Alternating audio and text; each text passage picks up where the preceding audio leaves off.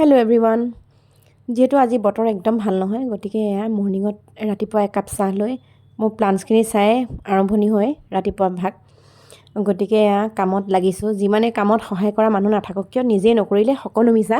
গতিকে নিজৰ কামখিনি আচলতে নিজেহে কৰিব লাগে, তেতিয়া বেছি ভাল লাগে।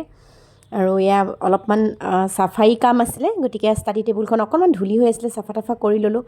ইয়াত যিহেতু কাপোৰ অলপমান সামৰিবলৈ আছিলে, গৰমৰ কিছুমান কাপোৰ, গৰম কাপোৰ কিছুমান ভৰোৱা নাছিলোঁ, অলপ চলপ পাতল কাপোৰ কিছুমান, যিহেতু মাৰ্চলৈকে অলপ ঠাণ্ডাই আছিলে।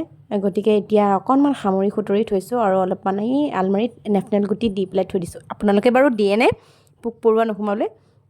আৰু এয়া অকণমান চেল্ফ এখন আছিলে, যিহেতু ঢাক খাই আছিলে, মই ষ্টাডি টেবুলখন অনাৰ বাবে মোৰ অকণমান জেগাডোখৰ চেঞ্জ কৰি দিলোঁ আৰু চেঞ্জ কৰি অকণমান আগবঢ়াই দিলোঁ চেল্ফখন। যিহেতু এইখিনি ধূলি মাকতি যিখিনি আছিলে সকলো চাফা কৰি কামখিনি আৰম্ভণি এনেকৈ ৰাতিপুৱা বেলা কৰিলোঁ। যিহেতু নিজৰ কামৰ প্ৰতিটো কামৰ সদায় চিডিউল থাকিব লাগে আৰু নিজৰ কামখিনি সদায় নিজেহে কৰিব লাগে। মই সদায় সেইটো নিজেও ফ'ল' কৰোঁ আৰু ঘৰতো সকলোকে ল'ৰা ছোৱালীকো কওঁ নিজৰ কামখিনি সদায় নিজে কৰিবা। আচলতে আমাৰ মহিলাসকলে সদায় নিজৰ কামখিনি কৰাৰ উপৰিও নিজকো কেয়াৰ কৰাটো অত্যন্ত জৰুৰী বুলি মই ভাবোঁ। যিহেতু এয়া গা পা ধুই মই আহি বোলো অকণমান ফ্ৰুটছ খাওঁ, যিহেতু আজি অলপ দেৰিয়ে হ'ল। গতিকে মই গা পা ধুই হ'লেও অকণমান সাজি কাচি ধুনীয়াকৈ মোৰ ভাল লাগে, যিহেতু মই তেনেকৈ থাকোঁ।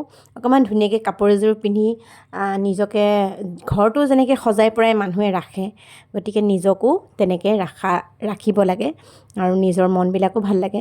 গতিকে নিজৰ যেতিয়া কেয়াৰ কৰিব, নিজক যেতিয়া ইম্পৰ্টেঞ্চ দিব, তেতিয়াহে আপোনাক আনে ইম্পৰ্টেঞ্চ দিব। মহিলাসকলে ঘৰখন সুন্দৰকৈ চলাই নিবৰ বাবে নিজকে সদায় সুস্থ আৰু নিজকে সদায় ষ্ট্ৰং সুন্দৰকৈ ৰখাটো খুবেই আৱশ্যক। আৰু মানুহৰ জীৱনত সদায় কিছুমান ৰুল আৰু ৰেগুলেশ্যন সদায় ৰাখিব লাগে আৰু কিছুমান চিডিউল সদায় ৰাখিব লাগে, যিখিনি মই নিজেও ফ'ল' কৰোঁ আৰু আপোনালোকেও সেইখিনি ফ'ল' কৰি চাবচোন। আৰু পিছদিনাখনৰ বাবে সদায় এটা প্লেনিং ৰাখিব লাগে যে এইখিনি কাম কৰিব আছে। যিহেতু আমি ভাত সদায় খাবই লাগিব ভাত, গতিকে নিজৰ কামখিনি সদায় কৰিবই লাগিব, সেইটো সদায় হ'ব লাগে। আৰু আমি যিদৰে মহিলাসকলে ঘৰখন যেনেকৈ পৰিপাটিকৈ সুন্দৰকৈ সজাই পৰাই ধুনীয়াকৈ ৰাখে, আমি মহিলাসকলে নিজেও নিজক ধুনীয়াকৈ সজাই পৰাই সুন্দৰকৈ ৰাখিব লাগে আৰু ৰখাটো উচিত।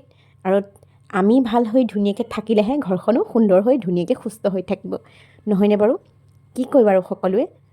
বাকী আজি ভিডিঅ'টো চাই কেনেকুৱা লাগিলে জনাবলৈ নাপাহৰিব। আজিলৈ আহোঁ, পুনৰ লগ পাম নতুন এটা ভিডিঅ'ত। বাই।